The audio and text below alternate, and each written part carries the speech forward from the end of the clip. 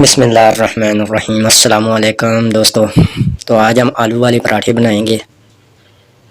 ये 3 अदद आलू हैं, ठीक है। धनिया,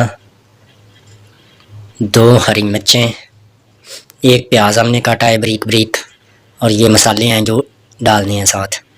नमक, दादरी मिर्च, पिसा हुआ ज़ीरा और पिसा हुआ धनिया, पिसी हुई सुरख मिर्च, हल्दी और काली मिर्च थोड़ी थोड़ी। अपनी ज़रूरत के मुताबिक ये चीज़ें डालनी हैं, क्योंकि कुछ लोग जो हैं ज़्यादा तीखा खाने के पसंद करते हैं और कुछ जो है नॉर्मल, ठीक है। हमने इसका मिक्सर बनाना है, तब तक वीडियो स्किप करूँगा और मिक्सर बना के आपको दिखाता हूँ, ठीक है।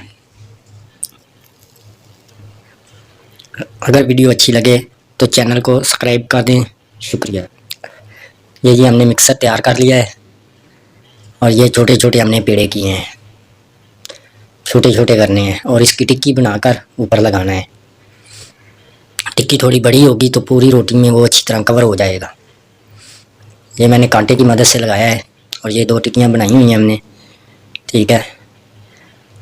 अब ये हमने तवे पे पराठा डाल दिया है, आप देख सकते हैं।